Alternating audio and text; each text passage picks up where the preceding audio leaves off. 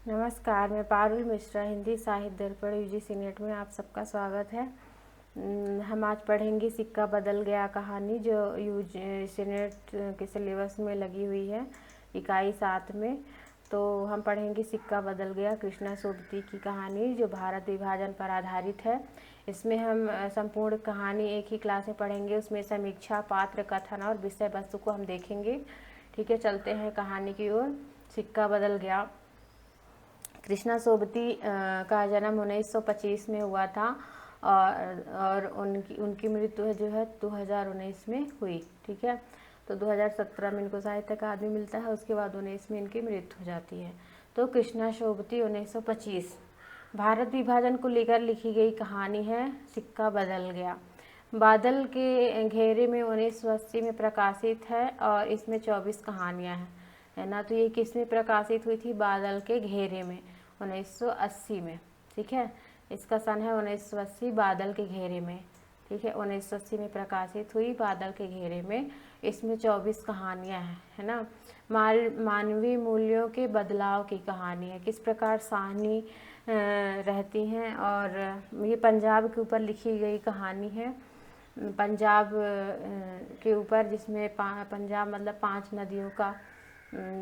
इसमें 5 नदी है, नदी से नहा के ही जब साहनी निकलती हैं तभी से कहानी शुरू होती है ना। तो ये मानवीय मूल्य बदलाव, किस प्रकार वहाँ के जो लोग हैं वो बदल जाते हैं। जैसे शेरा है, जिसको साहनी जिसका पालन पोषण करती हैं, और वही साहनी को मारने के लिए कोशिश करता है, प्लान बनता है। ठीक है, तो इसीलिए इस कहानी का नाम है सिक्का बदल गया। अजय की पत्रिका थी प्रतीक पत्रिका, उसी में प्रकाशित हुई थी। तो ये प्रतीक पत्रिका में प्रकाशित हुई थी, सिक्का बदल गया। अजय द्वारा ये पत्रिका अजय द्वारा संपादित की जाती थी और सिक्का बदल गया प्रतीक पत्रिका में प्रकाशित हुई। पंजाब की पृष्ठभूमि का चित्रण है, घटना प्रधान कहानी है। घटना प्रधान मतलब ये होता है कि जैसे वहाँ की अनेक घटनाओं का चित्रण हुआ है ना। घटना के साथ साथ चरित्र भी है, चरित्र प्रधान। अगर क्वेश्चन ऐसे आएगा कि ये कहानी घटना प्रधान है, चरित्र प्रधान है, किस प्रकार की है, तो जो सिक्का बदल गया वो कहानी घटना प्रधान के साथ साथ चरित्र प्रधान भी है। ठीक है, कथन में आते हैं ऐसे क्वेश्चन कि ए कथन सही है, बी कथन सही है। तो घटना प्रधान कहानी है, वहाँ अनेक घटनाओं का चित्रण हुआ है। जैसे साहनी के घर का, और जहाँ पे वो नहाती है नदी का, है ना, वो घटनाएं अलग अलग हो रही हैं। और चरित्र, जो वहाँ पे चरित्र चित्रण हुआ है उसका, तो घटना प्रधान और चरित्र प्रधान कहानी में इसका चित्रण हुआ है। भौगोलिक विभाजन का आधार है, मतलब इस कहानी में भौगोलिक विभाजन का आधार 1947 है ना। जिस प्रकार भारत विभाजन, भारत और पाकिस्तान अलग हुआ था और पाकिस्तान के लोग भारत में आए और भारत के लोग जो पाकिस्तान में गए अपना घर छोड़ के, उसी की कहानी है। किस प्रकार अपना अपना घर छोड़ के, अपना ज़मीन सब कुछ छोड़ के जाना पड़ता था।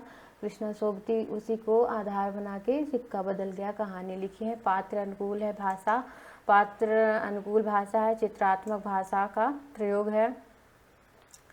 चलिए देखते हैं कहानी। भारत पाक विभाजन के दर्द को उसकी पूरी गहनता से उकेरने वाली कहानी है सिक्का बदल गया। ठीक है, क्वेश्चन ऐसे आएगा कि भारत पाकिस्तान विभाजन के ऊपर लिखी गई कौन कौन सी कहानियां हैं। 4 दिया रहेगा आपको, एक पूछेगा कौन सा गलत है। तो ये सिक्का बदल गया भारत पाकिस्तान पर आधारित है।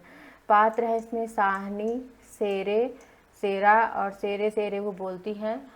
हसैना इसकी मतलब पत्नी है शेरे की। बेगू पटवारी, थानेदार, दाऊद खां, मुल्ला इस्माइल और नवाब बीबी। ठीक है, ये इसके मुख्य पात्र हैं। साहनी श्री राम कहती हुई पानी में उतरती हैं, है ना। तो चनाव नदी है जो पंजाब में, वो साहनी उसी में नहाती हैं, श्री राम करके अंदर जाती हैं और नहाती हैं। और पानी चनाव का पानी आज भी पहले सा ही सर्द है, मतलब ठंडा है। लहरें लहरों को चूम रही हैं, है ना, लहरें लहरों को चूम रही हैं। 50 वर्ष से नहाती आ रही हैं साहनी, है ना। साहनी कितने वर्ष से उस नदी में नहाती थी? 50 वर्ष से। मतलब वो उनकी उम्र बहुत हो गई है, बूढ़ी हो गई हैं और इतने साल से नहा रही हैं। अब उनको वहाँ जहाँ रह रही हैं वो वहाँ के छोड़ के जाना पड़ेगा। मतलब जो भी वहाँ के लोग हैं सब प्लान बना चुके हैं कि अब साहनी जाएंगी। रेत में अगणित पाँव के निशान थे, वह कुछ सहम सी गई। मतलब जब वो नहा के आती हैं बाहर तो वो देखती हैं कि जो रेत है उसमें कुछ पाँव दिख रहे हैं, वो सहम सी गई, थोड़ा डरी। चेहरे की माँ जैना की मर जाने के बाद साहनी मतलब जो सेरा है, सेरे की माँ जो है, सेरा की माँ जैना थी, है ना। सेरे जो उनके यहाँ काम करता था, बचपन से ही साहनी ने उनको पैदा किया, सेरे को, है ना। तो जो सेरा था उसकी माँ थी जैना, है ना।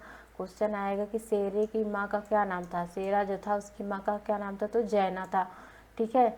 जैना के मर जाने के बाद साहनी ने सेरे का लालन पालन किया, ठीक है।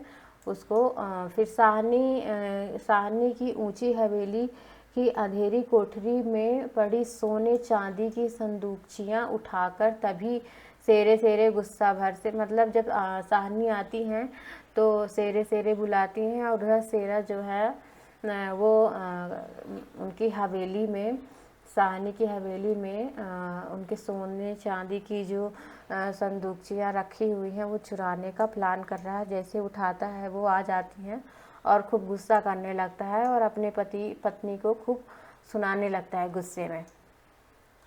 यह वक्त लड़ने का नहीं है, वह पागल है तो तू भी जिगरा कर लिया कर। मतलब उसकी पत्नी को समझाती हैं साहनी कि वो लड़ रहा है तो तू चुप हो जा और तू ही जिगरा कर लिया कर। पंजाबी शब्दावली का प्रयोग हुआ है इस कहानी में। साहनी बोली, रात को कुल्लू वाले आए होंगे, मतलब जो लोग लूट पाट करते थे घरों में वो आए होंगे। साहनी सेरे से बात कर रही है। सेरे आज साहजी होते तो पीछ बचाव करते, मतलब ऐसा दिन नहीं आता। साहनी बोलती हैं, सेरे से बोलती है साहनी। तो सेरा मन ही मन बोलता है कि सेरा आज साहजी क्या कोई भी कुछ नहीं कर सकता। मतलब सेरा कहता है कि आज चाहे साहजी होते कोई कुछ भी नहीं कर सकता। शाहजी की बात शाहजी के साथ गई, ऐसा सेरा बोल रहा है यहाँ पे कि सेरा सोचता है कि शाहजी की जो बात थी शाहजी के साथ चली गई, साहनी को वो ज़रूर बचाएगा, है ना। वो सोच रहा है। और एक दिन पहले रात में प्लान बना था कि साहनी को मार देंगे या फिर उनको बाहर तो फिरोज जो है, फिरोज के साथ बैठ के वो प्लान बनाते हैं। तो वो मन ही मन सोचता है कि मैंने ऐसा क्यों किया, मुझे साहनी को बचाना है ना। सेरा जो है 30-40 कत्ल कर चुका है, 30-40 लोगों को मार चुका है और मन ही मन सोचता है कि वो साहनी को ज़रूर बचाएगा। फिरोज की बात क्यों मान गया सेरा, सोचता है कि मैं फिरोज की बात क्यों मान गया था। जबलपुर में आज आग लगी थी। जबलपुर पंजाब का कोई गांव रहा होगा, उसमें आग लगी थी, वह लग गई। उसके नाते रिश्ते सब वहीं थे। मतलब जो साहनी जी हैं उनके जो नाते रिश्तेदार सब थे, वहाँ आग लगी है, धुआं दिखाई दे रहा है। तो मतलब जो भी थे सब वहाँ, मतलब उस टाइम पे जो भारत विभाजन की स्थिति थी उसका चित्रण किया गया है, किस प्रकार जला दिया जाता था, है ना। मानव पत्थर हो गई है साहनी, बैठी जैसे नहा के आई हैं तो बैठी हैं, सुबह से शाम हो गई, वो अंदर नहीं गई अपने हवेली के अंदर, मानो पत्थर हो गई हैं। अचानक रसूली की आवाज़ सुनकर चौंक उठी, है ना। साहनी सुनो, ट्रकें आती हैं। बोलता है कि साहनी उठो, ट्रकें आती हैं। ट्रकें मतलब जैसे भारत के लोग पाकिस्तान जा रहे थे उनको छोड़ने ट्रकें आ रही थी। साहनी, आज तक ऐसा ना हुआ, कभी ना हुआ, सुना सब गजब हो गया, अंधेर पड़ गया, नवाब बीबी कहती है। तो यहाँ कौन कहती है, ये इम्पोर्टेंट कथन है कि साहनी से कौन कहती है कि आज तक ऐसा कभी ना हुआ, सब गजब हो गया, अंधेर पड़ गया, तो ये नवाब बीबी कहती है। पटवारी बेगू जो है, पटवारी बेगू जैलदार से बातचीत में सुनाई देता है, जैसा कि आज उसका कोई नहीं, वह अकेली है ना। तो कौन अकेली है, आज उसका कोई नहीं, कथन आ जाएगा कि आज उसका कोई नहीं, वो अकेली है। और दे देगा कोसी का गढ़वार, सिक्का बदल गया, है ना, रोज कहानी। तो आप याद रखिए कि साहनी के बारे में कहा जा रहा है कि आज वह अकेली है। उसका पति भी था, शाह जी थे, एक लड़का भी था, दोनों ख़त्म हो चुके हैं, कोई भी नहीं है, वो अकेली है ना। बेगुट पटवारी साहनी से कहता है रबनू ऐसी मंजूर सी, मतलब कि साहनी बोलता है, बेगू पटवारी बोलता है कि रबनू ऐसी मंजूर थी, यही रब को मंजूर था साहनी, है ना, यही रब को मंजूर था। बेगू पटवारी जो है क्या गुजर रही है, बेगू पटवारी सोचता है कि साहनी पर क्या गुजर रही होगी, साहनी पर मगर क्या करें, क्या हो सकता है, सिक्का बदल गया। तो ये कथन कौन कहता है इस कहानी में, तो बेगू पटवारी कहता है कि अब कुछ नहीं हो सकता, अब तो रब ऐसी मंजूर सी, मतलब रब को यही मंजूर था साहनी, मगर अब क्या हो सकता है, सिक्का बदल गया, है ना। तो सिक्का बदल गया, बेगू पटवारी कहता है, बेगू पटवारी जो है वो कहता है कि सिक्का बदल गया। थानेदार दाऊद खां अकड़ कर आगे आया, सोने के कन फूल दिए थे दाऊद खां के पत्नी को मुँह दिखाई में। साहनी जी जब दाऊद खां की पत्नी आई थी, उसके मुँह दिखाई में सोने के कन फूल दिए थे। दाऊद खां सोच रहा है कुछ साथ रख लेना, दाऊद खां बोलता है कुछ साथ रख लेना, पैसा कौड़ी सोना चांदी जो भी है।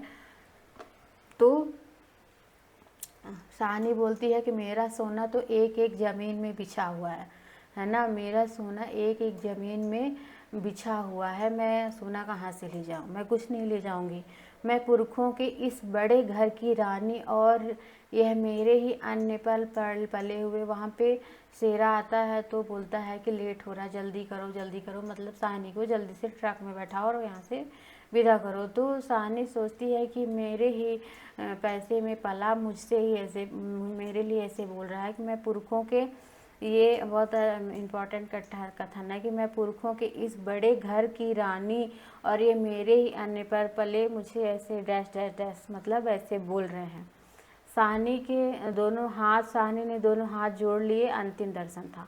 साहनी ने दोनों हाथ जोड़ लिए, जिसके सामने हमेशा बड़ी बनी रही, उसके सामने वह छोटी ना होगी। ये इसलिए कहा गया है कि वो मन में सोचती है कि एक बार मैं जाऊं अपनी हवेली के अंदर, सारे रूम के अंदर झांक आऊँ, सब घर के अंदर देख लूँ, पर वो सोचती है कि पूरा गांव खड़ा है उसे विदा करने के लिए, पूरा गांव सामने खड़ा है, तो वो सबके सामने हमेशा बड़ी बनी रही, पर वो आज घर के अंदर जाएगी तो वो छोटी नहीं बनेगी। तो ये साहनी ऐसा सोचती है। मुल्ला इस्माइल कहता है साहनी कुछ कह जाओ, मुल्ला इस्माइल कहता है कि साहनी कुछ कह जाओ, तुम्हारे मुंह से निकली शीश झूठी नहीं हो सकती। ये कौन कहता है, तो मुल्ला इस्माइल कहता है, ठीक है, ये कौन कहता है, मुल्ला इस्माइल। तो साहनी कहती है रब तुहानू सलामत रखे बच्चा खुशियाँ बरसे, मतलब रब तुम लोगों को सलामत रखे और खुशियाँ बरसे। तो ये साहनी कहती है, उसके मन में कोई भी छल कपट नहीं है, और आंसू पोंछते हुए वो ट्रक में चढ़ जाती है और शेरे को कहती है तेनू भाड़ जगड़ा चन्ना शेरे, मतलब तेरे भाग जगे शेरे। तो वो साहनी शेरे के लिए ऐसे कहती है, और सभी जितने भी वहाँ पे साहनी को छोड़ने आते हैं, साहनी के पास खड़े हैं, सबकी आंखों में आंसू आ जाते हैं और साहनी चली जाती है। धन्यवाद, लाइक शेयर और सब्सक्राइब कीजिए हमारे चैनल को।